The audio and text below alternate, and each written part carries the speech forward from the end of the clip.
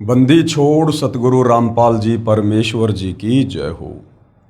परमपिता परमात्मा सारी सृष्टि के रचनहार कुल मालिक असंख्य ब्रह्मांडों के स्वामी जगत गुरु तीनों लोकों में प्रवेश करके सबका धारण पोषण करने वाले राजाधिराज आत्माधार नाथों के नाथ देवों के देव महादेव सर्वेश्वर महेश्वर मृत्युंजय अजरो अमर आदि अनादि सनातनी प्रभु जगत पिता जगदीश्वर श्री श्री 1008 की उपाधि के वास्तविक अधिकारी अकाल मूरत सौद स्वरूपी राम वासुदेव सर्वगतम ब्रह्म परम पूजे प्रथम पूजे परम संत परम पुरुष परम धनी परम दयालु सत्य कबीर हक्का कबीर अल्लाहु अकबर बाखबर अल्लाह ताला जगत के तारणहार जगत के मुक्तिदाता जगत के जगन्नाथ हारे के सहारे हिंदुओं के राम मुसलमानों के अल्लाह सिखों के वाहिगुरु ईसाइयों के मसीह दया के सागर दयानिधि करुणा के सागर करुणानिधि स्वयंभू परिभू संकट मोचन कष्ट हरण मंगल करण दुख भंजन अविगत कबीर निर्विकार निर्विषम परमात्मा अलय अलेख सतगुरु आदि अनादि सतगुरु असली मर्यादा पुरुषोत्तम असली राम असली कृष्ण असली घनश्याम असली मुरारी राजाओं के राजा महाराजाओं के महाराजा शहंशाहों के शहंशाह सम्राटों के सम्राट भगवानों के भगवान अल्लाहों के अल्लाह प्रभुओं के प्रभु मसीहाओं के मसीह सच्चे वाहिगुरु बाबाओं के बाबा पीरों के पीर सेठों के सेठ जगत सेठ सावड़सा सेठ सर्वगुण संपन्न अनंत कोटि कलाओं के स्वामी अनंत कोटि ब्रह्मांडों के नायक योगियों में महायोगी ध्यानियों में महाध्यानी सिद्धों में परम सिद्ध ज्ञानियों में तत्व ज्ञानी ब्रह्म ज्ञानी महाज्ञानी परम ज्ञानी सर्वश्रेष्ठ ज्ञानी विज्ञानी युवा कबीर समृद्ध कबीर असमवात अमित ओजा सच्चे रहनुमा करीम अल्लाह सुभान अल्लाह। दुनिया के अंतिम पैगंबर 8 सितंबर 1951 से गांव धनाना जिला सोनीपत हरियाणा भारतवर्ष की पावन भूमि पे प्रकट रियल कल्कि भगवान श्री नारायण साकार हरि श्री बाबा साहेब नूर अनंत परमात्मा सच्चे दरवेश सच्चे बाखबर संत श्रोमणी सतगुरु रामपाल जी परमेश्वर जी के चरण कमल में आप और हम सभी भाई बहनों का अनंत कोटि दंडवत प्रणाम। सत्साई भाई और बहनों, बहुत बड़ी दया बहुत बड़ी मेहर पूज्य गुरुदेव भगवान की परमेश्वर रामपाल जी की, जिनके शुभ आशीर्वाद से विशेष आशीर्वाद से उन्हीं के सत्संगों का संग्रह पवित्र पुस्तक ज्ञान गंगा के ऊपर वीडियो बनाने की श्रृंखला जारी है। इसी श्रृंखला में आज हमारा ये 20वें नंबर का वीडियो है और प्रत्येक वीडियो में अध्यात्म को लेकर हम भाई बहनों को बहुत कुछ जानने और समझने को मिल रहा है, क्योंकि यह आध्यात्मिक पवित्र पुस्तक ज्ञान गंगा सर्व धर्मों के सर्व पवित्र धर्मशास्त्रों के ज्ञान से प्रमाणित है और जो ज्ञान हिंदुओं के चारों वेदों में पवित्र गीता 18 पुराणों में भी नहीं है, जो ज्ञान मुसलमान भाइयों की चारों कतेबों तौरात जबूर इंजिल कुरान शरीफ कुरान मजीद में भी नहीं है और जो आध्यात्मिक ज्ञान सिखों के गुरु ग्रंथ साहिब में नहीं है और जो ज्ञान ईसाइयों की पवित्र बाइबल में नहीं है, वो ज्ञान सतगुरु रामपाल जी ने 5वें वेद सूक्ष्म वेद से निष्कर्ष निकालकर, सूक्ष्म वेद है कबीर सागर और आदरणीय गरीबदास जी के द्वारा रचित सदग्रंथ साहिब, जिसको अमर ग्रंथ भी कहते हैं, जिसमें कंप्लीट स्पिरिचुअल नॉलेज है। तो कबीर परमेश्वर सतगुरु रामपाल जी ने एक ऐसी आध्यात्मिक पुस्तक तैयार करके समाज को सुपुर्द की है। यदि इस पवित्र पुस्तक ज्ञान गंगा को निष्पक्ष भाव से रुचि लेकर लगन के साथ यदि पढ़ लिया जाए और इस ज्ञान को समझ लिया जाए तो 101 पीढ़ियों का उद्धार होने में किसी भी प्रकार की कोई भी शंका नहीं रह जाएगी। तो भाई और बहनों, जिस परमेश्वर की तलाश में हम आत्माएं युगों युगों से सदियों से भटक रही हैं, कई पहाड़ों पर, कहीं गुफाओं में, कहीं जंगलों में, कहीं मंदिरों में, कहीं मस्जिदों में, कहीं चर्चों में, कहीं गुरुद्वारों में, तरह तरह के साधु संत महात्मा आचार्य शंकराचार्य पोप पादरी मुल्ला मौलवी पीर पैगंबर कुतुब ओलिया ना जाने हम कहाँ कहाँ भटके, लेकिन हमें आज तक कोई ये नहीं बता पाया था कि वो एक परमात्मा कौन है जिसने सारी सृष्टि को रचा है, वो दिखने में कैसा है, साकार है, निराकार है, वो रहता कहाँ है, उसका ठिकाना क्या है, वो मिलता कैसे है, उसकी प्राप्ति कैसे हो, हम जन्म और मरण के बंधन से बाहर कैसे निकलें, लग 84 योनियों की इस पीड़ा से हम कैसे छूटें। आज तक हमारे इन सवालों के कोई भी जवाब नहीं दे पाए। आज सतगुरु रामपाल जी परमेश्वर जी ने दया करी, स्वयं सतलोक से चलकर इस भारतवर्ष की पावन धरा पर प्रकट हुए और निर्धारित समय आने पर सन 1994 में अपने यथार्थ 13वें कबीर पंथ की शुरुआत करके आप और हमें ये अनमोल ज्ञान, जिस ज्ञान की 21 ब्रह्मांड में छींट भी नहीं थी, आज हमें सहज में उपलब्ध करवा दिया है। और भाई और बहनों, ये जो मनुष्य जन्म है, इतने पागल तो आप और हम भी नहीं है, इतना तो हम समझ ही सकते हैं। ये मनुष्य जन्म स्त्री या पुरुष का हमें केवल परमात्मा की प्राप्ति के लिए मिलता है, दूसरा इसका कोई विशेष प्रयोजन नहीं होता है। बाकी तो बच्चे पैदा करना, उनका पालन पोषण करना और अंत में मर जाना, ये कार्य तो पशु पक्षी भी करते हैं। अगर यही सब कार्य करते हुए परमात्मा की प्राप्ति बिना आप और हम भी शरीर छोड़कर चले जाते हैं, तो भला उन पशु पक्षियों में और हम इंसानों में क्या अंतर रह जाएगा। 84 लाख योनियां भोगने के बाद बड़ी मुश्किल से, सौभाग्य से आप और हमें ये मनुष्य चोला मिलता है, और इस मनुष्य शरीर में ही हम परमात्मा प्राप्त कर सकते हैं, क्योंकि अन्य योनियों में आत्मचिंतन की, मंथन की, विचार विमर्श की, सलाह लेने की, सलाह देने की ये योग्यता नहीं है। आप किसी गधे कुत्ते सूअर को समझाओगे कि भाई बैठ, मैं आपको रामायण का पाठ सुनाता हूँ, मैं आपको महाभारत की कथा सुनाता हूँ और आप ये भक्ति किया करो, राम का नाम लिया करो। उस गाय गधे कुत्ते बैल यानी 84 लाख योनियों में उन प्राणियों को इन बातों से कोई लेना देना नहीं है, क्योंकि वो उन योनियों में अपना कर्म भोग रहे हैं। कौन सा कर्म? जब वे कभी आप और हमारी तरह इंसान थे, स्त्री या पुरुष थे, उनको भी किसी ने बहुत समझाया था, संतों ने आकर बताया था, लेकिन उन्होंने संतों की बात अपने कान पर नहीं रखी और हंसी मजाक में टाल गए, और उसके बाद आज उनकी लग 84 योनि में दुर्दशा हो रही है। तो भाई और बहनों, आप और हमारे साथ भी यही होगा यदि हमने समय रहते धरती पर प्रकट पूर्ण संत तत्वदर्शी सतगुरु रामपाल जी के ज्ञान पर विचार नहीं किया, और यदि हमने उनकी शरण ग्रहण करके अपनी आत्मा के कल्याण के लिए शास्त्र अनुकूल सत भक्ति को नहीं अपनाया। तो भाई और बहनों, लग 84 योनियां भोगने के बाद ये अनमोल मनुष्य चोला हमें परमात्मा जी देते हैं। इस मनुष्य जन्म में हम परमात्मा प्राप्ति कर सकते हैं, दूसरा कोई विकल्प नहीं है, अन्यथा फिर से हम लग 84 योनियों में लंबे समय के लिए पीड़ा भोगने के लिए चले जाएंगे। तो भाई और बहनों, अभी तक आप जी ने इस पवित्र पुस्तक ज्ञान गंगा के ऊपर बन चुके पहले के वीडियो नहीं देखे हैं, तो आपने भूमिका से लेकर और सारे वीडियो अवश्य देखने चाहिए, क्योंकि जब तक हम किसी भी पवित्र पुस्तक की भूमिका को नहीं पढ़ेंगे, हम उस पुस्तक में आगे किस तरह का ज्ञान है हम उसको नहीं समझ पाएंगे। तो विनती करूंगा कि आप जी सारे वीडियो अवश्य देखिए और इस पवित्र पुस्तक को पढ़कर आध्यात्मिक ज्ञान से परिचित होकर अपनी आत्मा का कल्याण करवाने की दिशा में आगे बढ़िए।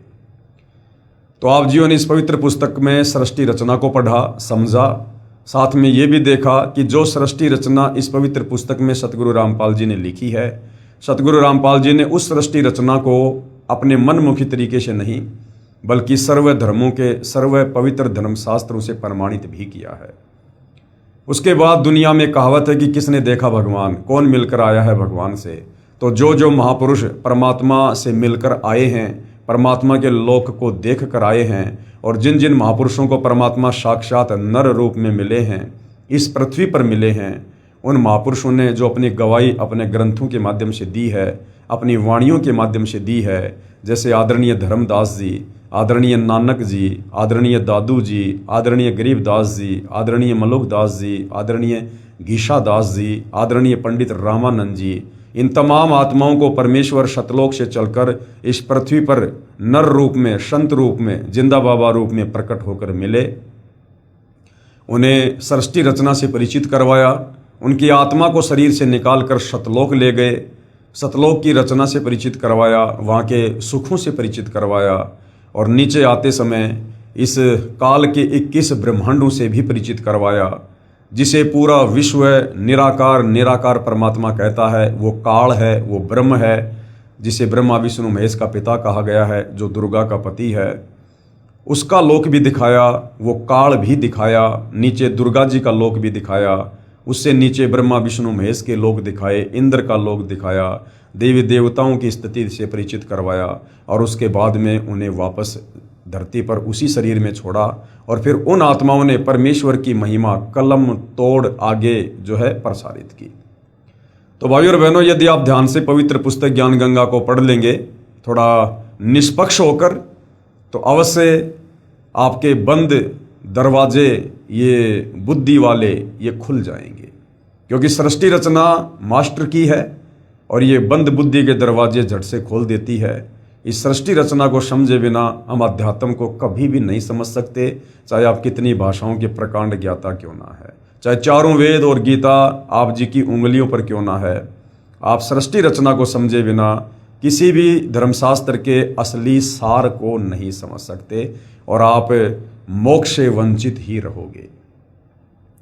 तो भाइयों और बहनों, साथ में इस पवित्र पुस्तक के ज्ञान गंगा में जिन जिन आत्माओं ने समय रहते सतगुरु रामपाल जी के ज्ञान को समझकर उनकी शरण ग्रहण की, उसके बाद उन आत्माओं के जीवन में कैसा बदलाव आया।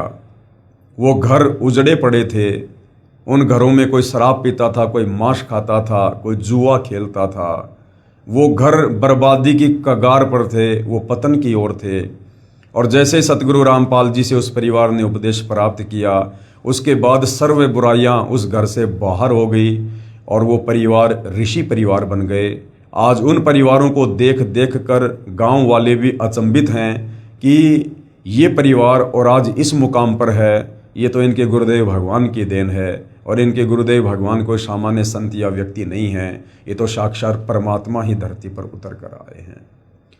तो जिन जिन पुण्यात्माओं ने परमेश्वर रामपाल जी की शरण ली और जो जो बदलाव उनके जीवन में आया, असाध्य रोगों से जिन्होंने मुक्ति पाई, जो मृत्यु के निकट थे, परमेश्वर ने उनको सैकड़ों वर्षों की उम्र प्रदान की। आज वो पुण्यात्माएं भक्ति कर रही हैं और अंत में भक्ति करके मोक्ष भी प्राप्त करेंगी, जिस मोक्ष को प्राप्त करने के लिए ऊपर के लोकों में देवी देवता ब्रह्मा विष्णु महेश भी तरस रहे हैं। क्योंकि भाइयों और बहनों, इस पृथ्वी लोक पर मानव शरीर में ही भक्ति संभव है। भक्ति तो हम देवलोक में भी कर सकते हैं, लेकिन मुक्ति केवल मनुष्य योनि में और इस पृथ्वी लोक पर ही संभव है। और आज आप और हम सबका परम सौभाग्य कि वो मुक्तिदाता, जगत का तारणहार, जगत का उद्धारक, वो कबीर परमेश्वर जिन्होंने असंख्य ब्रह्मांडों की रचना की, पूरी सृष्टि को रचा, जो तीनों लोकों में प्रवेश करके सबका पालन पोषण कर रहे हैं, आज वह कबीर परमात्मा साक्षात नर रूप में, संत रूप में धरती पर प्रकट है। और आप और हम सब उन्हीं की आत्मा हैं और अपनी आत्माओं को पुनः इस काल के कर्म बंधनों से छुड़वा कर सतलोक ले चलने के लिए आए हैं। तो भाइयों और बहनों, थोड़ा सा ध्यान अध्यात्म की ओर भी दीजिए, क्योंकि ये मनुष्य जन्म केवल परमात्मा प्राप्ति के लिए ही मिलता है। तो और कौन कौन आत्माएं हैं जिन आत्माओं ने सतगुरु रामपाल जी की शरण ग्रहण करके और अपने जीवन को नरक से एक ऋषि परिवार बनाया है। पवित्र पुस्तक ज्ञान गंगा विषय चल रहा है भटकों को मार्ग, यानी जो पुण्यात्माएं परमात्मा प्राप्ति के लिए भटक रही थी या जिनके प्रारब्ध में उनके कर्मों के कांटे चुभ रहे थे, वो कर्मों के कांटे जो किसी भी संत महात्मा की शरण में जाने से नहीं निकल रहे थे, जो कर्म उनको भोगने पड़ रहे थे, पीड़ाओं का सामना करना पड़ रहा था, उन पुण्यात्माओं को सतगुरु रामपाल जी ने किस प्रकार से अपनी शरण में लेकर राहत दी। तो अभी तक आप और हमने पेज नंबर 141 तक ये पढ़ा है। आगे अनहोनी की परमेश्वर ने, क्योंकि अनहोनी परमात्मा ही किया करते हैं। अनहोनी का मतलब होता है भाग्य से अधिक। जो हमारी किस्मत में लिखा जा चुका है, उस किस्मत को मिटाकर जो अलग से अपनी लेखनी से किस्मत लिख दे, दुखों को सुखों में तब्दील कर दे, उसको कहते हैं परमेश्वर। और अनहोनी परमेश्वर ही कर सकता है। कहते मासा घटे ना तिल बदे, विधाता लिखे जो लेख, पर साचा सतगुरु मेट कर ऊपर मार दे मेख। तो भाई और बहनों, किस प्रकार से सतगुरु रामपाल जी ने अनहोनी की। मैं भगत सुरेंद्र दास, गांव गांदरा, तहसील सांपला, जिला रोहतक का निवासी हूं। मेरी आयु 31 वर्ष है तथा बचपन से ही परमात्मा की खोज में लगा हुआ था तथा मनमुखी पूजा, मंदिरों में जाना, व्रत आदि करना, श्राद्ध निकालना आदि भी करता था। मंदिरों में जाना, व्रत करना, श्राद्ध निकालना, इसको मनमुखी पूजा क्यों कहा है? क्योंकि भक्ति का विधान हमारे धर्मशास्त्र हैं और हमारे धर्मशास्त्रों में यानी चारों वेदों में और पवित्र गीता जी में ये कहीं भी नहीं लिखा है कि आपने मंदिर में जाना चाहिए, तीर्थों पर जाना चाहिए, धामों पर जाना चाहिए, व्रत रखने चाहिए या फिर श्राद्ध निकालने चाहिए। उल्टा गीता जी और चारों वेद हमें व्रत निकालने के लिए मना करते हैं और श्राद्ध निकालने के लिए भी मना करते हैं। और गीता जी अध्याय 9 श्लोक नंबर 25 तो यहाँ तक कहता है कि जो व्यक्ति श्राद्ध निकालते हैं यानी जो व्यक्ति भूत पूजा करते हैं वो भूत के लोक में जाएंगे, जो पितरों को पूजते हैं वो उन पितरों के पास जाएंगे। तो ये जो श्राद्ध हमसे निकलवाए जा रहे हैं ये पितरों की पूजा करवाई जा रही है। तो भाई और बहनों, गीता जी इन तमाम प्रकार की शास्त्र विरुद्ध साधनाओं को करने के लिए मना कर रही है। इसलिए भगत सुरेंद्र दास जी ने इन तमाम साधनाओं को, इन क्रियाओं को मनमुखी पूजा का नाम दिया है तथा मनमुखी पूजा जैसे मंदिरों में जाना, व्रत आदि करना, श्राद्ध निकालना आदि भी करता था। परंतु शारीरिक कष्ट व मानसिक अशांति लगातार बनी हुई थी। ये तमाम भक्ति पूजा करते करते भी सुरेंद्र जी शारीरिक कष्ट और मानसिक परेशानियों से ग्रस्त थे। जबकि भाई और बहनों, भक्ति क्यों की जाती है? मंदिर में, मस्जिद में, तीर्थों पर व्रत करना, ये तमाम प्रकार की भक्ति क्रिया इंसान क्यों करता है? इसलिए करता है कि मेरे घर में शांति रहे, मेरा शरीर सुखी रहे, निरोगी रहे, मेरा काम धंधा बढ़िया चले, मेरे बाल बच्चे ठीक से रहें, मेरा कारोबार उन्नति करे। यानी जीवन में खुशहाली के लिए परमात्मा के दरबार में जाते हैं और भक्ति करते हैं। और भक्ति करते करते भी यदि हमारे ऊपर कष्टों का पहाड़ ज्यों का त्यों है, इसका मतलब वो भक्ति विधि सही नहीं है। जो भक्ति हम कर रहे हैं वो भक्ति फिर शास्त्रों के अनुकूल नहीं है। और यदि भक्ति शास्त्रों के अनुकूल है तो फिर हम उस भक्ति को मर्यादा में रहकर नहीं कर रहे हैं। लेकिन अब सतगुरु रामपाल जी ने जो अध्यात्म का निष्कर्ष निकाल दिया है उससे ये बिल्कुल क्लियर हो गया है कि किसी भी धर्म के किसी भी सदग्रंथ में कंप्लीट भक्ति विधि नहीं है, पूर्ण परमात्मा की प्राप्ति की विधि नहीं है। इन शास्त्रों में जहाँ तक की भक्ति है वो केवल इस काल ज्योति निरंजन तक की भक्ति है। और ज्योति निरंजन की भक्ति तक हमारे भाग्य में लिखे लेख समाप्त नहीं हो सकते, हमारे कर्मों के कांटे नहीं निकल सकते। जो हमारे भाग्य में लिखा हुआ है वो हमें अवश्य मिलेगा। सुख तो सुख और दुख तो दुख। काल तक की भक्ति में उसमें किसी भी प्रकार से कोई बदलाव नहीं हो सकता है। यदि हमें बदलाव चाहिए तो हमने सत्य पुरुष की भक्ति करनी पड़ेगी। और सत्य पुरुष की भक्ति सत्य पुरुष स्वयं सतलोक से चलकर तत्वदर्शी संत के रूप में प्रकट होकर बताता है।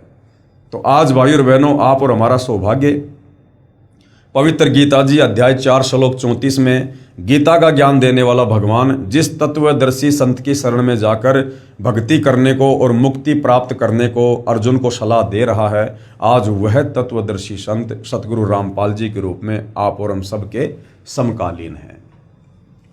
परंतु शारीरिक कष्ट व मानसिक अशांति लगातार बनी हुई थी, फिर भी परमात्मा में विश्वास तथा परमात्मा पाने की तड़प बरकरार थी।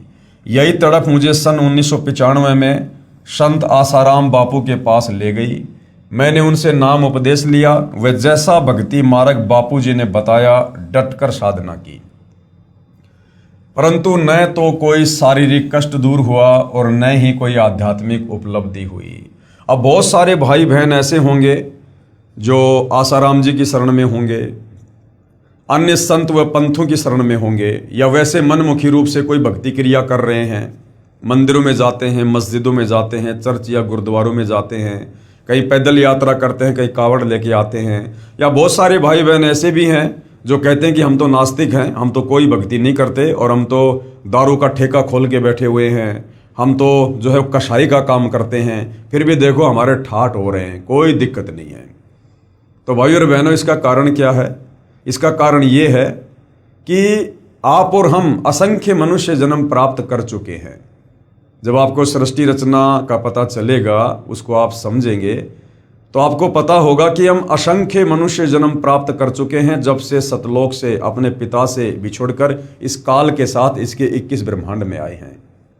और ये दयालु कबीर परमात्मा हमारे पीछे पीछे भटकता रहता है। हम नादान आत्माओं को सृष्टि रचना सुनाकर, हमें सतलोक में की गई गलती याद दिलाकर, उस भूल में सुधार करवाकर, भक्ति देकर वापस सतलोक ले जाने के लिए हमारे पीछे पीछे दौड़ते रहते हैं। लेकिन हम अपने पिता को ना पहचान कर उनको रिजेक्ट कर देते हैं और इस काल के लोक में लक 84 योनियों में जन्म मरण के चक्कर में कष्ट भोगते रहते हैं। तो जब जब हमें लक 84 योनियां भोगने के बाद एक मनुष्य जन्म मिलता है, उस समय ये कबीर परमात्मा किसी न किसी तरह कोशिश करके आप और हम तक अवश्य पहुंचते हैं और हमें यही ज्ञान समझाने का ये प्रयास करते हैं। और जो आत्मा इनके ज्ञान को स्वीकार कर लेती है, उन्हें परमेश्वर कुछ भक्ति दान दे देते हैं, उनसे शत मंत्रों की कमाई करवाते हैं, दान धर्म करवाकर उनके कुछ पुण्य कर्म बनवाते हैं, जिस कारण से उस मनुष्य शरीर में थोड़ी बहुत सत भक्ति करने के चलते आप और हमारे पास भक्ति धन जमा हो जाता है। जिस प्रकार आपने इन्वर्टर से, लाइट से बैटरी को चार्ज कर लिया, अब यदि इन्वर्टर को हटा दिया जाए तो भी उस बैटरी से पंखे चलेंगे, लाइट भी जलेगी, आप मिक्सी से जूस भी निकाल सकते हो। क्यों? क्योंकि आपने इन्वर्टर से और बैटरी को चार्ज कर रखा है। और यदि अब लाइट नहीं आ रही है तो भी कोई दिक्कत नहीं, जब तक उस बैटरी में पावर है तब तक आपके घर के पंखे भी चलेंगे, लाइट भी जलेगी। ठीक इसी प्रकार हमने पूर्व मानव जन्मों में परमेश्वर की शरण में आकर जब जब वे तत्वदर्शी संत के रूप में आते हैं, हम थोड़ी बहुत भक्ति उनकी शरण में रहकर करते हैं और अपनी आध्यात्मिक बैटरी को चार्ज कर लेते हैं। फिर अगले जन्म में यदि हमें तत्वदर्शी संत नहीं मिलता है, यदि हमें सत भक्ति नहीं मिलती है और हम दुनिया वालों की तरह शास्त्र विरुद्ध साधना में लग जाते हैं, मंदिर में, मस्जिद में, चर्च में, गुरुद्वारों में, तो भी हमें लाभ होते रहते हैं। क्यों? क्योंकि हमारी पूर्व जन्म की अभी बैटरी चार्ज है और हम इस गफलत में रहते हैं कि मैं वर्तमान में जो रामकृष्ण की भक्ति कर रहा हूँ, देवी देवताओं की पूजा कर रहा हूँ, मंदिर, मस्जिद, चर्च, गुरुद्वारों में धक्के खा रहा हूँ, व्रत कर रहा हूँ, तीर्थों पे जा रहा हूँ, मुझे इससे लाभ हो रहे हैं। तो भाइयों और बहनों, ये हमारी बहुत बड़ी भूल है। आज जिनके दारू के ठेके हैं, जिनकी कसाई की दुकान है या बड़े बड़े और भी 2 नंबर के धंधे हैं, व्यापार है, और वो ये सोचते हैं कि हम तो भक्ति भी नहीं कर रहे, या भक्ति भी कर रहे हैं तो हम तो इन देवी देवताओं की भक्ति कर रहे हैं, मंदिर मस्जिद वाली भक्ति कर रहे हैं, फिर भी हमारे ठाठ हो रहे हैं। तो भाइयों और बहनों, ये आपकी बहुत बड़ी भूल है। ये ठाठ आपके जीवन में आपके पूर्व जन्म की भक्ति के कारण है, क्योंकि अभी आपकी बैटरी चार्ज है। आगे आपने सत भक्ति रूपी चार्जर लगा नहीं रखा, क्योंकि सत भक्ति रूपी चार्जर लेकर कबीर परमात्मा तत्वदर्शी संत के रूप में खुद ही धरती पर प्रकट होते हैं। बाकी सबके जो कनेक्शन है वो खराब है।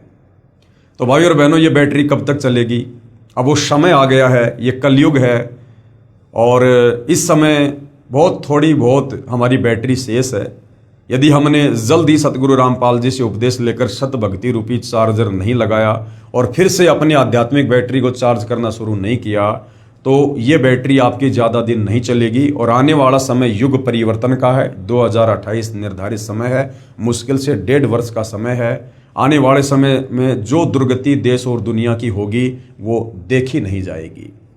उस समय फिर आपकी आंखें खुलेंगी तो बहुत देर हो चुकी होगी, क्योंकि आप जितना लेट सतगुरु रामपाल जी की शरण में आओगे उतना ही ज़्यादा पछताओगे, क्योंकि देरी से आने वालों की सुनवाई भी देरी से होगी। तो भगत सुरेंद्र दास जी हर प्रकार से सारी साधना कर करके, मंदिरों में जाकर, मस्जिदों में जाकर, या तीर्थ व्रत करके, श्राद्ध निकाल कर, या आसाराम जी की शरण में जाकर भी उन्होंने देखा, जैसा आसाराम जी ने कहा उन्होंने भक्ति की, लेकिन फिर भी उनको कोई आध्यात्मिक लाभ या उपलब्धि नहीं हुई। अपितु कष्ट बढ़ता ही चला गया। मैं आसाराम बापू के बताए अनुसार साधना करता था। जैसे 250 ग्राम दूध सुबह पीता था और 250 ग्राम दूध शाम को पीता था, और मेरे मंत्र में जितने अक्षर थे उतने लाख मंत्र जाप करना और समाधि लगाना। मतलब इतनी क्रिया की जैसा संत जी ने बताया। जैसे मान लीजिए आसाराम बापू ने एक मंत्र दे दिया, ओम नमो भागवते वासुदेवाय नमः। अब इस ओम नमो भागवते वासुदेवाय नमः शब्द में मान लीजिए 12 अक्षर हैं, तो 12 लाख जाप इस मंत्र के भगत सुरेंद्र दास ने किए, जैसा आसाराम जी ने बताया। लेकिन उसके बावजूद भी किसी प्रकार का कोई आध्यात्मिक लाभ या सुख उनके शरीर में या परिवार में इस आत्मा को नहीं हुआ। क्यों? क्योंकि संत आसाराम जी के पास में शास्त्र अनुकूल साधना नहीं है, वे भगत समाज को शास्त्र विरुद्ध साधना ही करवा रहे हैं। और अब सतगुरु रामपाल जी ने आकर हमें जो शास्त्र अनुकूल साधना दी है, उसमें प्रथम बार वे हमें जो मंत्र देते हैं वो हमारे शरीर में जो कमल बने हुए हैं और जिनमें 5 मुख्य शक्तियां बैठी हुई हैं, श्री ब्रह्मा शांतरी जी, श्री गणेश जी, श्री विष्णु और लक्ष्मी जी, देवी दुर्गा जी और शंकर पार्वती जी। इन मंत्रों का जब हम जाप करेंगे, और हमने ये लाखों में जाप नहीं करना है, हमने प्रतिदिन केवल 108 मंत्र जाप करने हैं। यानी प्रथम नाम की एक माला 108 मंत्र यानी 108 बार हमने जाप करना होता है।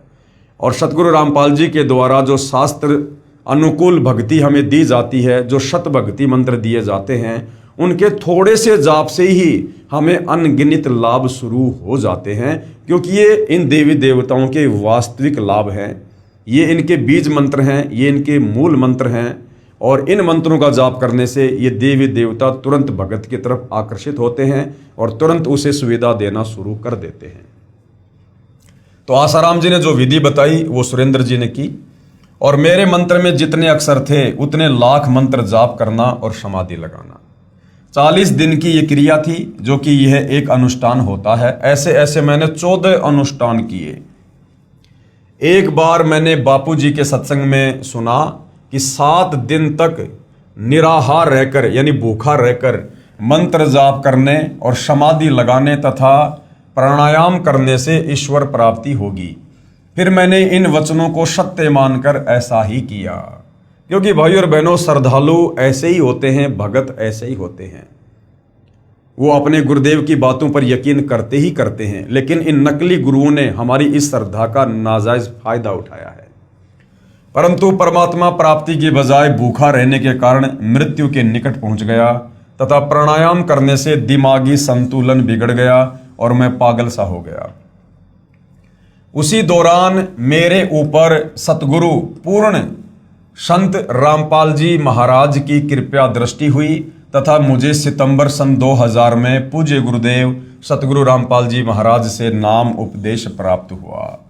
अब देखना, जैसे सतगुरु रामपाल जी से नाम उपदेश प्राप्त होता है, शत भक्ति रूपी चार्जर लगता है, यथार्थ शास्त्र अनुकूल साधना शुरू होती है, सत मंत्रों का जाप जब ये प्राणी शुरू करता है, तो किस प्रकार से दिन 2 गुना रात 4 गुना लाभ होता है। उपदेश मिलते ही मुझे ऐसा लगा जैसे किसी ने दीपक में घी डाल दिया हो तथा मेरा जीवन शांत व्यवस्थित रहने लगा। क्योंकि सबसे पहले तो हम जो सृष्टि रचना सुनते हैं गुरुदेव के मुख कमल से या पुस्तकों में पढ़ते हैं, तो सृष्टि रचना इस आत्मा की खुराक है। जिस सत्य ज्ञान की प्राप्ति के लिए ये आत्मा युगों युगों से तड़प रही है, भटक रही है, आज तक हमें ये खुराक नहीं मिल पा रही थी। और जैसे ही आत्मा को उसको खुराक मिलती है तो आत्मा जो है शांत हो जाती है, वो तृप्त हो जाती है। पूर्ण संत पाप कर्मों को समाप्त कर सकता है। इसका प्रमाण मेरे जीवन में स्पष्ट रूप से तब घटित हुआ जब मैं मई 2004 में औरंगाबाद महाराष्ट्र में सतगुरु रामपाल जी महाराज के सत्संग के लिए टेंट की सेवा करते हुए 25 फुट ऊपर से नीचे पथरीली जमीन पर गिर गया। यहां काल को कुछ और ही मंजूर था, यानी भगत सुरेंद्र दास जी के जीवन का वो अंतिम दिन था, यानी उस दिन उनके भाग्य में मृत्यु लिखी हुई थी। यहां काल को कुछ और ही मंजूर था तथा मेरी रीढ़ की हड्डी टूट गई और मेरे शरीर के नीचे के हिस्से में अर्धंग मार गया। उसी समय मैंने अपने सतगुरुदेव जी सतगुरु रामपाल जी महाराज को याद किया। मेरे गुरुदेव की दया से उसी समय दोनों पैर ठीक काम करने लग गए। कहते संत शरण में आने से आई टले बला और जय मस्तिष्क में सूली हुआ कांटे में टल जा। तो ये घटना सुरेंद्र दास जी के साथ में घटी। आदरणीय गरीबदास जी कहते हैं कि गरीब काल डरे करतार से, जय जय जय जगदीश, और जोरा जोड़ी झाड़ती पग रज डार शीस। ये 21 ब्रह्मांड का स्वामी, ब्रह्मा विष्णु महेश का पिता, दुर्गा का पति, ये काल ज्योति निरंजन क्षर पुरुष, ये कहते हैं कबीर परमात्मा से डरता है, ये भयभीत रहता है उस कबीर परमेश्वर से। जय जय जय जगदीश, और उस परमेश्वर की जय जयकार करता है। जो काल ब्रह्मा विष्णु महेश दुर्गा यहाँ के धर्मराय किसी से नहीं डरता है, वो काल उस कबीर परमेश्वर से थर थर कांपता है। तो कहते हैं काल डरे करतार से, कौन से करतार से? कबीर भगवान से। और जय जय जय जगदीश, और जोरा जोड़ी झाड़ती, जोरा यानी मौत, ये मौत मेरे कबीर परमेश्वर के दरबार में उनकी जुतियां साफ करती हैं, और पग रज डारे शीस, और उस धूल को अपने शीस पर रखती है। यानी इतने समर्थ हैं कबीर भगवान, जिनकी शरण में आकर हम सर्व आध्यात्मिक लाभ प्राप्त करते हैं। उसके बाद मुझे औरंगाबाद के निजी अस्पताल पटवर्धन हॉस्पिटल में ले जाया गया। वहां पर डॉक्टर डीजी पटवर्धन ने मेरे शरीर की जांच की तथा मेरी रीढ़ की हड्डी के एक्सरे लिए। रिपोर्ट से पता चला कि रीढ़ की हड्डी टूटी हुई है। रिपोर्ट देखकर डॉक्टर बहुत हैरान होकर कहने लगा कि आपकी रीढ़ की हड्डी टूट गई है और उसका एक टुकड़ा टूटकर अलग हो गया है। डॉक्टर बार बार मेरे पैरों को हाथ लगाकर देखता रहा और कहा कि आप पर परमात्मा की विशेष कृपा है कि आपके पांव ठीक काम कर रहे हैं, क्योंकि इस रिपोर्ट के अनुसार आपको अधरंग होना जरूरी था, यानी आपको पैरालिसिस होना बिल्कुल जरूरी था। वहां उस हॉस्पिटल में मैं 3 दिन तक दाखिल रहा। उसके बाद मैं छुट्टी लेकर वापस अपने घर हरियाणा आ गया। यहाँ रोहतक में मैंने अपना इलाज हड्डियों के प्रसिद्ध डॉक्टर चड्डा से करवाया। डॉक्टर चड्डा भी मेरी रिपोर्ट देखकर हैरान रह गया तथा कहा कि आप चल फिर कैसे रहे हो, आपको तो रिपोर्ट के अनुसार अर्धंग होना चाहिए था, यानी लकवा मार जाना चाहिए था। डॉक्टर चड्डा ने फिर से रंगीन एक्सरे करवाया तथा कहा कि इसका इलाज संभव नहीं है तथा ऑपरेशन के द्वारा इसको जिस स्थिति में है वहीं रोका जा सकता है ताकि हड्डी और ना टूट सके। उसने हड्डियों को ताकत देने के लिए इंजेक्शन शुरू किए और 3 महीने में पूरे इंजेक्शन लग गए। फिर उसने कहा कि ऑपरेशन जरूर करवाना पड़ेगा, नहीं तो बाकी बची हुई हड्डी भी टूट सकती है, और कहा कि ऑपरेशन का खर्च 2 लाख रुपए आएगा। फिर उसी समय डॉक्टर ने बताया कि रिपोर्ट के अनुसार आपको 3 महीने के अंदर मृत्यु को प्राप्त हो जाना था। आज आप परमात्मा की कृपा से ही जीवित हो। ऑपरेशन का खर्च 2 लाख रुपए देने में मैं असमर्थ था, इसलिए मैं दूसरे डॉक्टर के पास इलाज के लिए गया।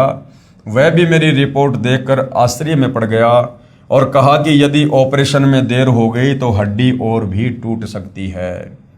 उसने भी बताया कि रिपोर्ट के अनुसार आपको अधरंग होना चाहिए था, आप चल फिर कैसे रहे हो। आखिर हार कर मैंने अपने गुरुदेव सतगुरु रामपाल जी महाराज के चरणों में प्रार्थना की।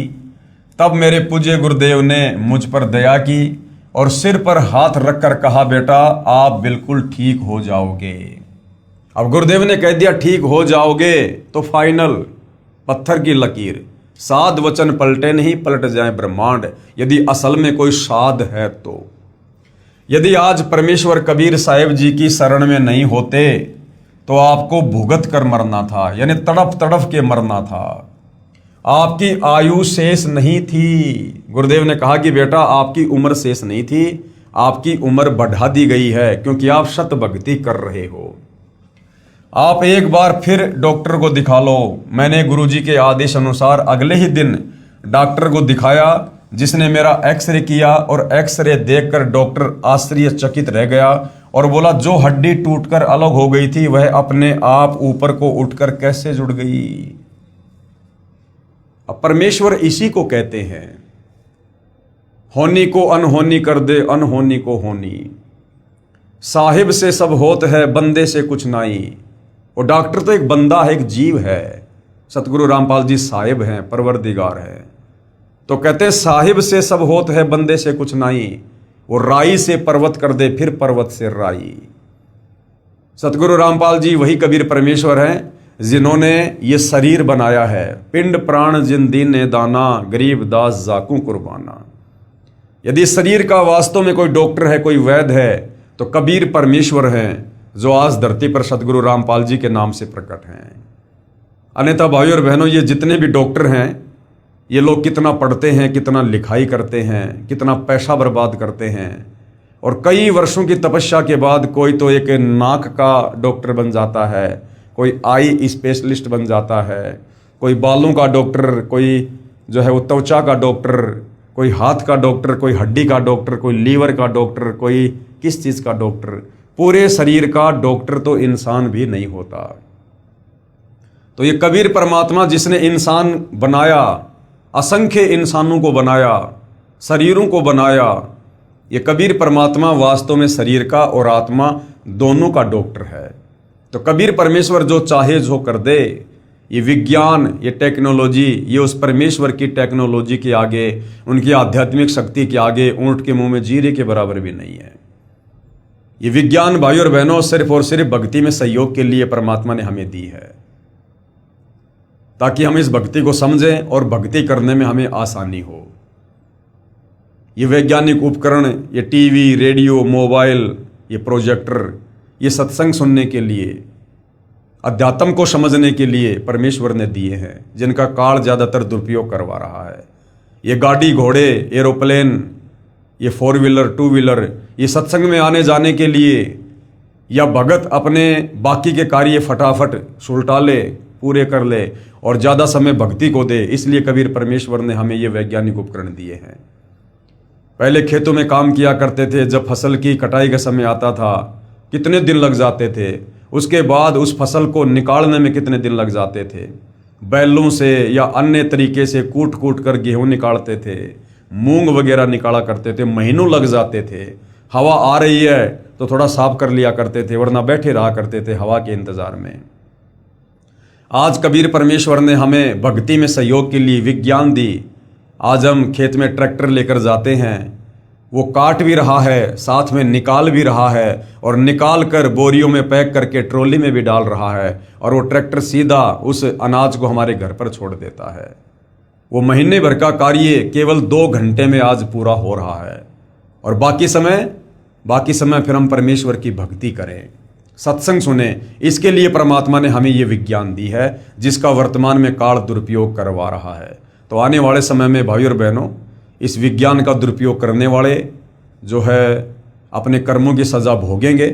यदि समय रहते वो लोग परम संत सतगुरु रामपाल जी की शरण में नहीं आते हैं, सत भक्ति शुरू नहीं करते हैं, तो ये विज्ञान आने वाले समय में उनके जो कर्मों के, जो प्रारब्ध के जो कष्ट हैं, जो रोग हैं, जो पीड़ाएं हैं, वो नहीं मिटा सकती। ये प्रारब्ध के कष्ट तत्वदर्शी संत की शरण में आने से ही ठीक होते हैं। तो आने वाले समय में देश दुनिया को मजबूरीवश सतगुरु रामपाल जी की शरण में आना ही पड़ेगा, दूसरा कोई विकल्प नहीं बचेगा।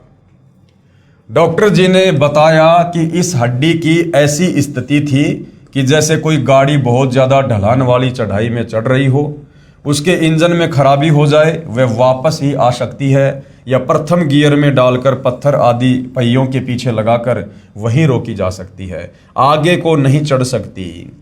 इसी प्रकार आपकी हड्डी ऐसे ऊपर को चढ़कर जुड़ गई, जो डॉक्टरी इतिहास से बाहर की बात है। इससे मुझे भी महसूस होता है कि कोई शक्ति है जो असंभव को संभव कर सकती है। साहिब से सब होत है, बंदे से कुछ नाई, वो राई से पर्वत कर दे, फिर पर्वत से राई। परमात्मा जो चाहे सो कर ही, भरम पड़ो मत कोई, सेऊ धड़ पर शीश चढ़ाया, पाछे करी रसोई। यह तो ऑपरेशन से भी नहीं हो सकता था। ऑपरेशन करके इसमें कोई पदार्थ भरकर वह गैप भरा जा सकता था। फिर भी यदि आप कोई वजन उठाने का कार्य करते तो फिर से हड्डी खिसक कर आप चारपाई पर भुगत कर मरते।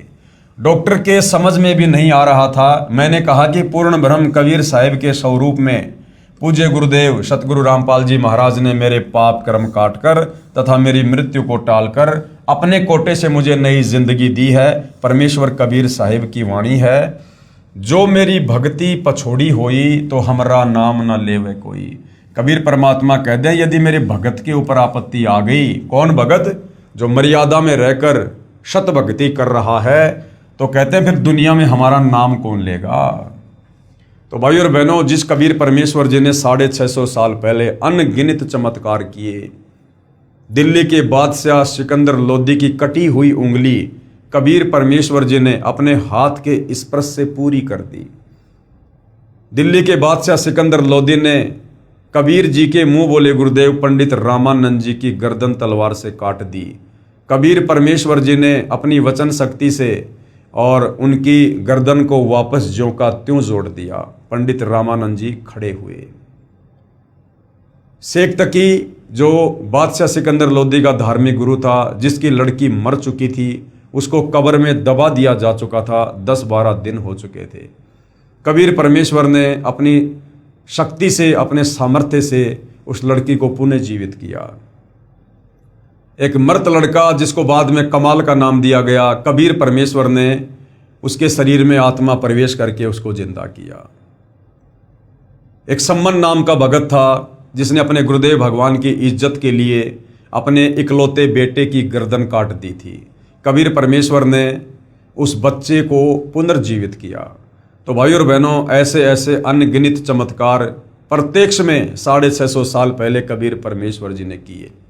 परंतु आज ये कलयुग की बिचली पीढ़ी है, मोक्ष का प्राइम टाइम है। गुरुदेव चाहते हैं कि हम ज्ञान को आधार बनाकर इस ज्ञान को समझें और परमात्मा की पहचान करें। बाकी गुप्त रूप में ज्यों के त्यों चमत्कार आज भी सतगुरु रामपाल जी अपने अनगिनत भक्तों के साथ में कर रहे हैं। तभी तो ये भगत आज इस भक्ति मार्ग पर लगे हुए हैं। अब मैं बिल्कुल स्वस्थ हूं तथा सतगुरु के चरणों में आत्म कल्याण हेतु निस्वार्थ सेवा कर रहा हूं। 50 किलोग्राम वजन अपने आप ही उठाकर चलता हूं। हमारे गुरुदेव का वास्तविक उद्देश्य तो भक्ति करवाकर जीव को विकार रहित करवाकर अपने परम धाम सतलोक में ले जाना है।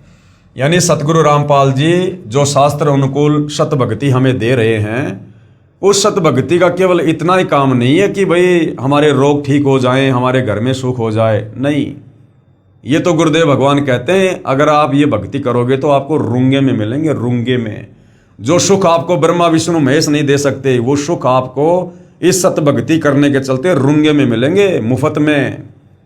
इस सत भक्ति पर लगाने का वास्तविक रीजन है कि हम युगों युगों से इस काल के कर्म बंधनों में बंध कर जो जन्म मरण के चक्कर में असहनीय कष्ट भोग रहे हैं, 184 योनियों में गधे कुत्ते सूअर बनकर असहनीय पीड़ा भोग रहे हैं, कभी नरक में जाते हैं, वहां पर यातना भोगते हैं, तपस्या पर भून भून कर खाए जाते हैं। इन तमाम कष्टों से मुक्ति दिलवाकर हमारी आत्मा को सतलोक ले जाना सतगुरु रामपाल जी का जो है प्रथम कार्य है, जो इस भक्ति से संभव है। तो भाई और बहनों, हमें ये सांसारिक लाभ तो मिलेंगे क्योंकि ये कबीर परमेश्वर जी की सत भक्ति है। ये लाभ तो बाई प्रोडक्ट है, बायो प्रोडक्ट, ये तो मिलेंगे ही मिलेंगे। जिस प्रकार किसान गेहूं की फसल तैयार करने के लिए अपने परिवार के पालन पोषण के लिए खेत में गेहूं का बीज डालता है, लेकिन वो गेहूं बनने से पहले पशुओं के लिए चारा बनता है। तो इसी प्रकार हम जो सत भक्ति कर रहे हैं सतगुरु रामपाल जी से उपदेश लेकर, हमारा मुख्य मकसद होना चाहिए मोक्ष प्राप्ति, आत्मा का कल्याण। बाकी इस भक्ति को करने के चलते सांसारिक लाभ तो ऑटोमेटिक होंगे, ये तो भक्ति के बायो प्रोडक्ट हैं। यहाँ के छोटे मोटे सुख तो हमारे गुरुदेव अपने खजाने से दे देते हैं ताकि जीव भक्ति मार्ग में लगा रहे। अतः सर्व समाज से प्रार्थना है कि हमारे गुरुदेव के चरणों में आकर सत भक्ति करें तथा सांसारिक सुखों के साथ साथ आत्म कल्याण का मार्ग भी प्राप्त करें। सत साहेब। अब आगे क्या समझाया गया है, जो अनहोनी भगत सुरेंद्र दास के साथ हुई है, जिस दिन वो सत्संग में टेंट लगा रहे थे और 25 फुट की ऊंचाई से पथरीली जमीन पर गिरे, उनकी कमर की हड्डी टूट गई थी। उस दिन उनकी जीवन लीला समाप्त होनी थी। उनके प्रारब्ध में केवल उनकी इतनी ही आयु थी, लेकिन तत्वदर्शी संत की, पूर्ण संत की शरण में होने के चलते कबीर परमेश्वर सतगुरु रामपाल जी ने अपने भगत की उम्र बढ़ा दी। अब हमारे वेदों में इस बात का कहाँ जिक्र है कि वो परमात्मा सत भक्ति करने वाले अपने भगत की आयु भी बढ़ा देता है और उसे 100 साल की उम्र प्रदान कर देता है भक्ति के लिए। ऋग्वेद मंडल 10 सूक्त 161 और मंत्र 2 में पूर्ण परमात्मा ने कहा है कि हे शास्त्र अनुकूल साधना करने वाले साधक। तो वर्तमान में इस धरती पर शास्त्र अनुकूल साधना यानी हमारे धर्मशास्त्रों में जिस भक्ति को करने के लिए कहा गया है उसको कहते हैं शास्त्र अनुकूल साधना, यानी शास्त्रों के अनुसार भक्ति। तो शास्त्र अनुकूल साधना करने वाले साधक, तो वर्तमान में धरती पर शास्त्र अनुकूल साधना केवल सतगुरु रामपाल जी के पंथ में है और कहीं नहीं है। तो ऋग्वेद मंडल 10 सूक्त 161 मंत्र 2 क्या कहता है? पूर्ण परमात्मा ने कहा है कि हे शास्त्र अनुकूल साधना करने वाले साधक यानी भगत, तू सर्व भाव से मेरी शरण ग्रहण कर। सर्व भाव का मतलब है और सारी भक्ति पूजा छोड़ दे जो आज से पहले तू कर रहा था और तेरी दुर्गति भी हो रही थी।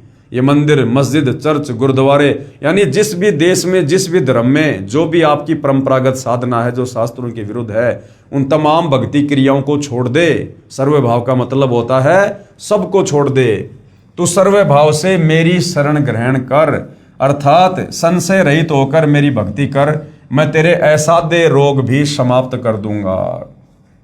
यानी जिन रोगों को कोई समाप्त नहीं कर सकता, ना डॉक्टर, ना ब्रह्मा विष्णु महेश, ना किसी भक्ति साधना से ठीक हो सकते, उन असाध्य रोगों को भी परमात्मा जो है अपनी भक्ति देकर खत्म कर देता है। और यदि तेरी आयु यानी तेरी उम्र भी शेष नहीं है तो तेरी आयु के श्वास बढ़ाकर 100 वर्ष कर दूंगा। उपरोक्त कथा प्रभु की समर्थता को प्रमाणित करती है। तो भगत सुरेंद्र दास जी ने यहाँ पर अपना नाम और मोबाइल नंबर लिखवाया है।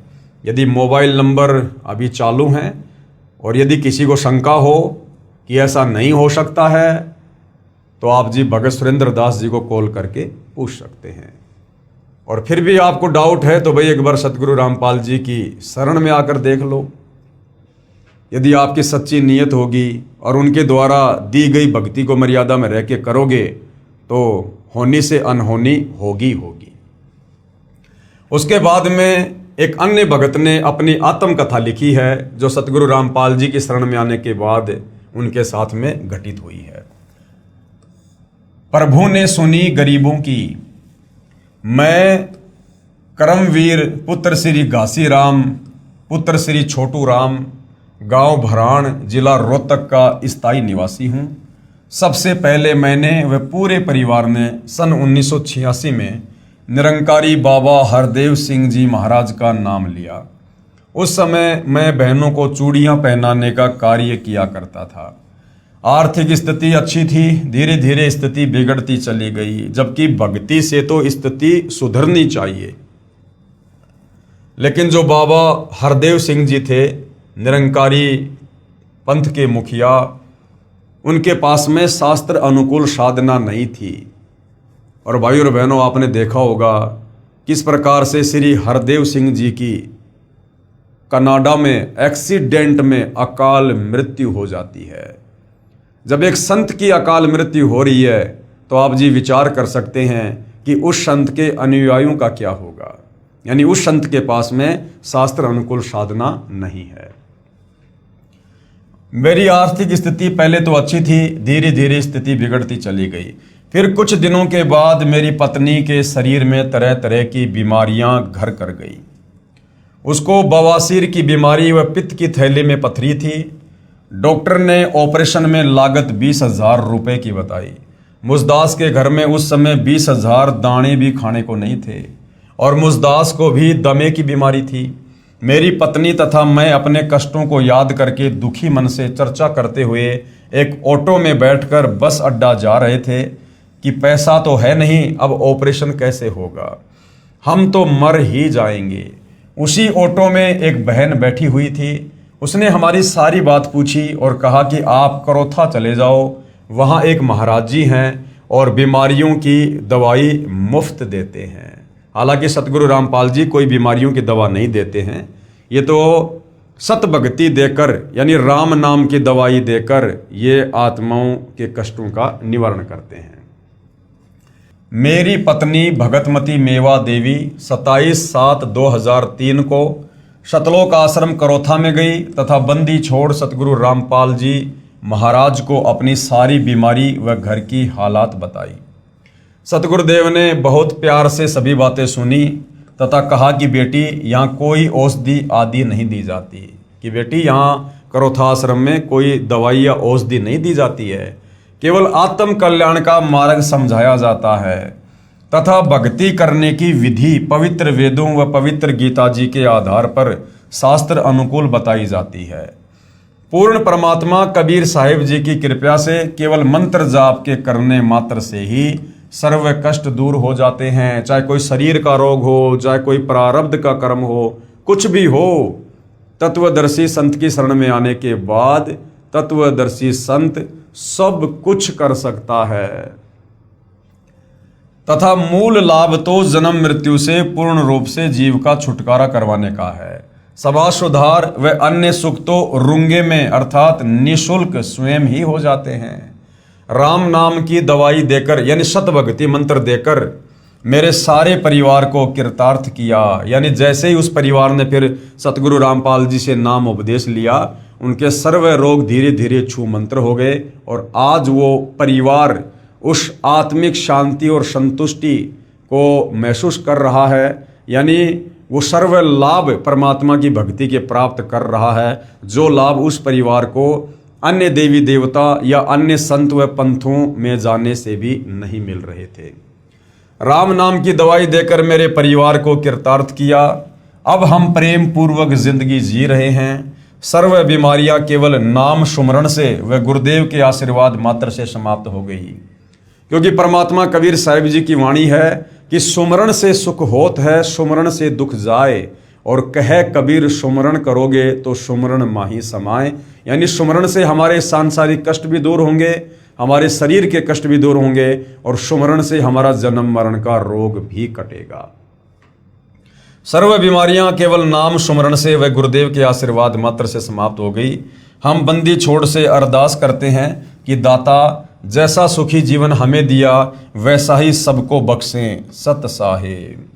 हालांकि भाई और बहनों, सतगुरु रामपाल जी के तत्व ज्ञान से परिचित होने के बाद अब हम भाई बहनों ने इस प्रकार के शब्दों का प्रयोग नहीं करना है कि दाता जैसा सुखी जीवन हमें दिया वैसा ही सबको बख्शें, क्योंकि ये सत भक्ति है और काल कोशिश करेगा इसमें पंचर लगाने की मन कर्म वचन से।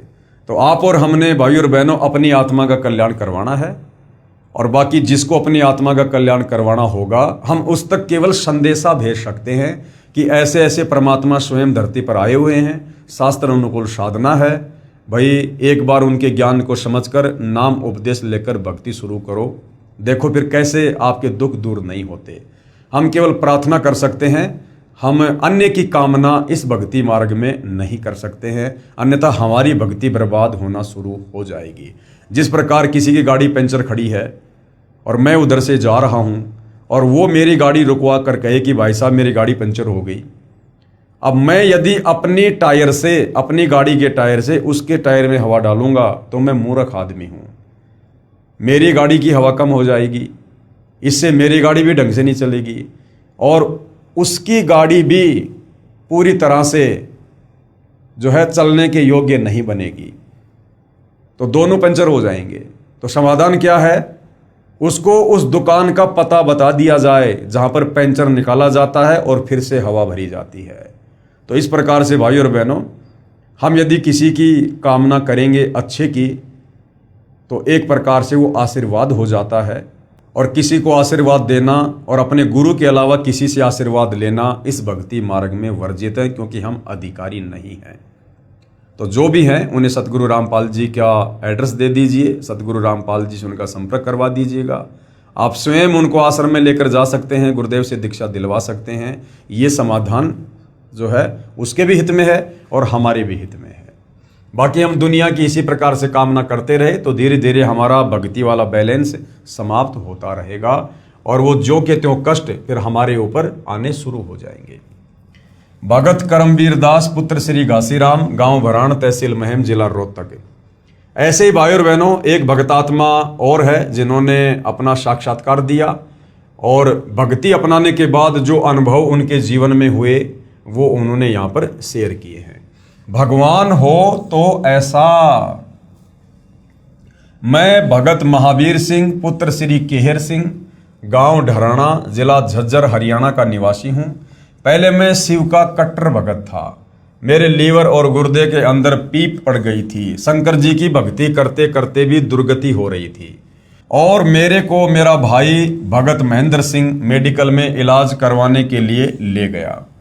उससे पहले भी काफ़ी पैसा लग गया था, लेकिन कोई आराम नहीं हुआ। मेडिकल के अंदर अल्ट्रासाउंड के बाद 3 ऑपरेशन बोल दिए। मैं घबरा गया। मैंने ऑपरेशन करवाने से इनकार कर दिया। खाना भी नहीं खाया जाता था। हालात बिल्कुल नाजुक हो चुके थे।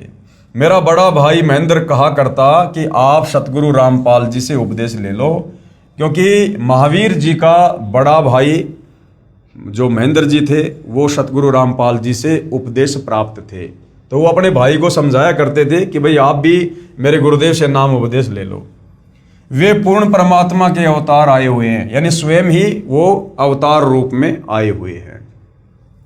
कबीर परमेश्वर पूर्ण ब्रह्म है।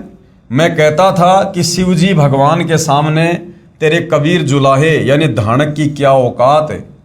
कबीर तो एक कवि था, वह भगवान नहीं हो सकता। कबीर तो एक कवि था, कवि, वह भगवान नहीं हो सकता। जबकि भाई और बहनों, हम जरा भी विचार नहीं करते। कबीर जी के समय और भी तो कवि होंगे, और भी तो बहुत सारे कवि होंगे कबीर जी के समय। क्या किसी भी कवि का कोई एक भी चेला था, एक भी शिष्य था? क्या किसी भी कवि ने उस समय किसी का कोई कष्ट दूर किया? जबकि कबीर परमेश्वर जी के, जिनको कवि कहकर रिजेक्ट कर दिया, उनके 64 लाख शिष्य हुए थे आज से 650 साल पहले। अरे किसी ब्राह्मण जाति में जन्मे धर्म गुरु के तो 64 लाख शिष्य हो सकते हैं, लेकिन कबीर जी जो जुलाहे की भूमिका कर रहे थे, और उस समय धानक यानी जुलाहे को सांसारिक तौर पर कितना नीचा समझा जाता था, और धानक जाति में कबीर जी के 64 लाख शिष्य, जो कबीर जी अनपढ़ थे, अशिक्षित थे, भूमिका कर रहे थे, परमेश्वर लीला कर रहे थे। लोग जिस समय उनकी शक्ल देखना पसंद नहीं करते थे, जिस जाति में वो लीला कर रहे थे, और 64 लाख शिष्य हो जाना, ये कोई सामान्य बात नहीं है। ये मात्र किसी कवि का काम नहीं हो सकता। तो कवि रूप में कबीर परमात्मा स्वयं ही आए हुए थे, सारी सृष्टि के मालिक। उन्होंने लोगों को सौ लाभ दिए, असाध्य रोगों को दूर किया, मुर्दों को जिंदा किया, जिस कारण से लोगों ने उनको अपना सतगुरु धारण किया। अन्यथा कबीर जी के समय तो और भी बहुत सारे नामी गिरामी कवि थे। क्या आपको किसी का एक भी कोई शिष्य देखने या सुनने को मिलेगा? नहीं मिलेगा। कबीर तो एक कवि था, वह भगवान नहीं हो सकता। मेरे बड़े भाई महेंद्र सिंह पुत्र श्री केहर सिंह का परिवार भी बिल्कुल उजड़ा हुआ था। सतगुरु रामपाल जी महाराज की शरण में जाने से वे पूर्ण सुखी हैं।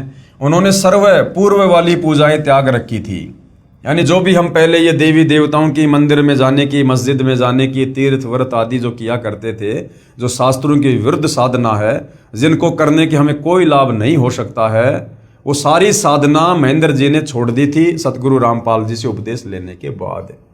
वे फिर भी बहुत सुखी हैं, मैं भी मानता था, परंतु फिर भी मैं अपने भगवान शिव जी से अधिक किसी को नहीं मानता था। मेरा बड़ा भाई महेंद्र मुझे कहता था, महावीर यही भूल सबको लगी है, पूर्ण ब्रह्म कबीर देव, कबीर परमेश्वर ही हैं, यानी सारी सृष्टि का मालिक कबीर भगवान ही है, और इनकी शक्ति के सामने ब्रह्मा विष्णु शिव ब्रह्म तथा परब्रह्म तो बहुत न्यून शक्ति युक्त हैं, यानी बहुत ही छोटी श्रेणी की इकाई है। जैसे देश के प्रधानमंत्री व राष्ट्रपति के सामने एक राज्य के मंत्री की क्या शक्ति होती है, इतना अंतर परमेश्वर कबीर जी यानी राष्ट्रपति या प्रधानमंत्री जानो, तथा शिव जी एक विभागीय मंत्री जानो। यानी कबीर जी के आगे इन देवी देवताओं की, ब्रह्म की, परब्रह्म की शक्ति ऐसे है जैसे राष्ट्रपति के आगे कोई सरपंच हो। अब आप स्वयं ही विचार करें कि कहाँ ठाठा यानी कहाँ कबीर परमेश्वर और कहाँ म्या म्या। अब ये ठाठा म्या म्या क्या है? ये है अर्थात खागड़ की तुलना में बकरा, यानी कहाँ तो झोटा और कहाँ बकरा, कहाँ ठाठा और कहाँ म्या म्या। सतगुरु रामपाल जी महाराज ने सर्व सदग्रंथों का गहन अध्ययन किया है अब भाई और बहनों देखो, जब हम सतगुरु रामपाल जी की शरण में आकर भक्ति शुरू करते हैं तो शुरुआत में हम इस तत्व ज्ञान से इतना परिचित नहीं हो पाते हैं और अपने गुरु को एक संत की श्रेणी में ही लेना शुरू कर देते हैं। लेकिन जैसे जैसे हमें आध्यात्मिक ज्ञान होता चला जाता है, हमें गुरुदेव भगवान की जो शक्ति है, उनका जो सामर्थ्य है कि वे क्या परम शक्ति हैं, हमें ये भान होता चला जाता है।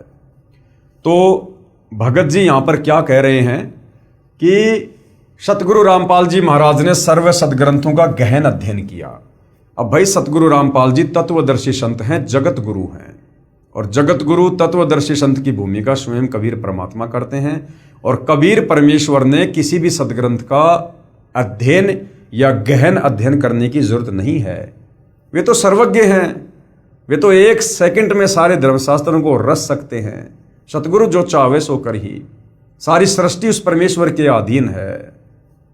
तो यहां पर सतगुरु रामपाल जी ने जो ऐसी लीला की है, वो सिर्फ और सिर्फ अपने आप को यहां पर एक आम संत की भूमिका में रखकर आप और हमारी चरम दृष्टि को धोखा देते हुए, कोई चमत्कार ना करते हुए, वो इस प्रकार से सदग्रंथों का अध्ययन करते हैं। अन्यथा उन्हें किसी भी सदग्रंथ की जानकारी के लिए उसका अध्ययन करने की जरूरत नहीं है, क्योंकि जगत गुरु वही होता है जो पूरे जगत को ज्ञान देता है, पूरे संसार को ज्ञान देता है।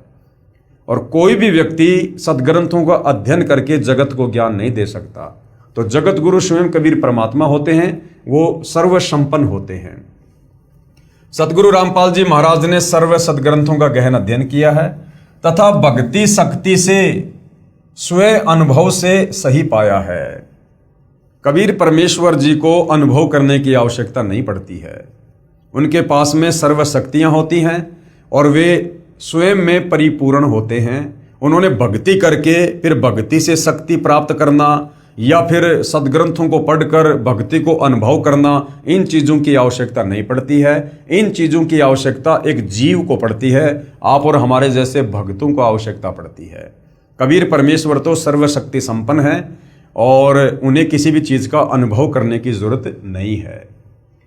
तथा भक्ति शक्ति से और स्वयं अनुभव से भी सही पाया है, तब अपनी जेई की नौकरी त्याग कर भक्ति मैदान में कूदे हैं। आज सर्व संतों व महंतों तथा आचार्यों को पिछोड़ कर रख दिया है। सर्व पंथों व महर्षि दयानंद जैसों को भी उन्हीं के लेखों से फेल कर दिया है। समाचार पत्रों में भी खुल्लम खुल्ला सभी को ललकारा है। यहाँ पर ये जो शब्द है ललकारा है, ये भाई और बहनों संत मर्यादाओं के थोड़ा खिलाफ है। देखो, ये पवित्र पुस्तक ज्ञान गंगा सतगुरु रामपाल जी के सत्संगों का संग्रह है, लेकिन लिखने वाले सतगुरु रामपाल जी नहीं है, लिखा भक्तों ने है। और ये जो इंटरव्यू हैं ये भक्तों ने लिए हैं और फिर भक्तों ने अपने बुद्धि विवेक से उनकी बातों को जैसा उन्होंने बताया और जैसा भगत ने समझा उस हिसाब से इस पुस्तक में लिखा है। अगर सतगुरु रामपाल जी अपने कर कमल से ये पवित्र पुस्तक लिखते तो सतगुरु रामपाल जी यहाँ पर इस ललकारना शब्द का प्रयोग नहीं करते। वो यही कहते कि समाचार पत्रों में भी खुल्लम खुल्ला सर्व संतों को ज्ञान चर्चा के लिए आमंत्रित किया है। ये ललकारना थोड़ा सा अहंकार को दर्शाता है। कोई नहीं बोलता। आर्य समाज के कुछ नादानों ने विरोध किया था, मुंह की खानी पड़ी, क्योंकि महाराज रामपाल जी परमाणु सहित बात करते हैं, अन्य केवल निराधार दंत कथाओं के आधार पर ही मार्गदर्शन कर रहे हैं। सत्य के सामने असत्य नहीं टिक सकता। बड़े भाई महेंद्र की उपरोक्त बातें सुनकर मन में आता था कि लड़ पड़ूं, परंतु बड़ा होने के नाते नहीं बोलता था। कोई और कह देता कि कहाँ ठाठा यानी कहाँ कबीर भगवान और कहाँ म्या यानी कहाँ उनके सामने शंकर भगवान, तो मैं महावीर अवश्य लड़ाई कर लेता। परंतु अब पता चला कि सचमुच कबीर जी पूर्ण परमेश्वर ही हैं, मरता क्या नहीं करता। उस दिन मैंने अपने भाई महेंद्र से कहा कि मेरी जान बचा ले। मेरे भाई महेंद्र ने कहा कि करोथा आश्रम में चल। उस समय सतगुरु रामपाल जी सतलोक आश्रम करोथा में सत्संग किया करते थे। तेरी जान बचेगी। मुझे ऑपरेशन थिएटर में ले जाने के लिए ट्रॉली में लिटा दिया था तथा ऑपरेशन वाले कपड़े भी पहना दिए थे। मैं उठकर चल पड़ा और कपड़े उतार कर अपने कपड़े पहनकर अपने भाई महेंद्र से कहा कि मैं नाम ले लूंगा। हम गाड़ी करके मेडिकल रोहतक से सीधे बंदी छोड़ सतगुरु रामपाल जी महाराज की शरण में आ गए। नाम उपदेश लिया। उसी समय आश्रम में मैंने भोजन पाया, जबकि कई दिनों से वो भोजन भी नहीं कर पा रहे थे उस कष्ट के कारण। मैं फिर मेडिकल में गया और जांच करवाई। डॉक्टर आश्चर्य में पड़ गए और मेरे कोई तकलीफ नहीं पाई, यानी सारी रिपोर्ट बिल्कुल ओके। मैं स्वस्थ हो गया। मेरा आश्रम में कोई खर्च नहीं हुआ। नाम तथा मंत्र जाप की पुस्तिका मुफ्त प्राप्त हुई। मेरा सारा परिवार अन्य देवी देवताओं की पूजा पाठ किया करता, परंतु उपदेश लेने के बाद सर्व त्याग दी। अब भाई और बहनों, सतगुरु रामपाल जी इन देवी देवताओं की भक्ति छुड़वाते नहीं हैं, ना देवी देवताओं को छुड़वाते हैं। सतगुरु रामपाल जी हमें वास्तव में इन देवी देवताओं के बीज मंत्र जाप करवाते हैं, इनके मूल मंत्र जाप करवाते हैं, जिससे ये देवी देवता तुरंत प्रभावित होकर भगत को तुरंत सांसारिक और शारीरिक लाभ प्रदान करना शुरू कर देते हैं। आज से पहले हमारे जितने भी नादान तत्व ज्ञानहीन धर्मगुरु आचार्य शंकराचार्य रहे हैं, इनको स्वयं शास्त्रों का ज्ञान नहीं था, जिस कारण से ये हमें इन धर्म शास्त्रों में वर्णित जो सत भक्ति है वो भी निकाल कर नहीं दे पाए। ये हमें देवी देवताओं की भी सत भक्ति इन शास्त्रों से निकाल कर नहीं दे पाए, जिस कारण से इन देवी देवताओं के मनमुखी मंत्रों का जाप करते करते, जैसे आपने पढ़ा इस पवित्र पुस्तक ज्ञान गंगा में कि गीता ज्ञानदाता काल ब्रह्म अर्जुन से कहता कि अर्जुन, मेरी भक्ति का केवल एक ओम मंत्र है, और जो अंतिम समय तक ओम नाम का जाप करता हुआ शरीर त्यागता है वो मेरे ब्रह्मलोक में जाता है, और ब्रह्मलोक के बाद वो पुनः वापस लक 84 योनि में जन्म मरण के चक्कर में और नरक में भी जाता है। तो ये हमारे नादान धर्म गुरु हमें ओम नाम का जाप भी नहीं देते। ये तो अन्य मनमुखी मंत्र राधे राधे श्याम मिला दे, हरे राम हरे कृष्णा, ओम नमो भागवते वासुदेवाय नमः, तरह तरह के मंत्र हमसे जाप करवा रहे हैं, जिनका हमारे किसी भी धार्मिक सदग्रंथ में कोई उल्लेख नहीं है, जिस कारण से इन देवी देवताओं से भी हमें लाभ प्राप्त नहीं हो रहे हैं। अब सतगुरु रामपाल जी ने हमें इन देवी देवताओं के वास्तविक मूल मंत्र बीज मंत्र दिए हैं, जिससे आप और हमें तुरंत लाभ होते हैं। पहले से अधिक सुखी व स्वस्थ हो गए। बंदी छोड़ पूर्ण परमात्मा सतगुरु रामपाल जी महाराज का दिन रात गुणगान करते हैं। सतगुरु रामपाल जी महाराज का मुख्य उद्देश्य तो नाम उपदेश देकर भक्ति करवा के काल के जाल से मुक्त करवाना है। समाज सुधार व अन्य सुख तो रुंगे में अर्थात स्वयं ही हो जाते हैं। सत साहिब भगत महावीर जी। उसके बाद भाई और बहनों, एक और पुण्यात्मा है जिसने अपने अनुभव शेयर किए हैं सतगुरु रामपाल जी से उपदेश प्राप्त करने के बाद। जो भी सुख इनको अपने शरीर में या परिवार में हुआ है उसका इन्होंने यहाँ पर अन्य लोगों को समझाने की दृष्टि से और बखान किया है। लुटे पिटों को सहारा। मैं भगत जियाराम यानी राजू पुत्र श्री गणेशी राम गांव डराना निवासी हूँ। मेरे और मेरी पत्नी को असाध्य रोग था। कोई ओपरा पराया कहता था। डॉक्टरों ने टीबी बताई। हमने डॉक्टरों से भी काफ़ी इलाज करवाया और देवी देवताओं की बहुत पूजा की और यूपी हरियाणा राजस्थान में बालाजी आदि भी इलाज के लिए गए। काफ़ी पैसा लग गया। 10-12 वर्ष तक ऐसे ही भटकते रहे। हमने कम से कम 2 लाख रुपए लगा दिए होंगे, लेकिन कोई आराम नहीं हुआ। हम बहुत तंग हो गए। मैं बहुत निर्धन हो गया।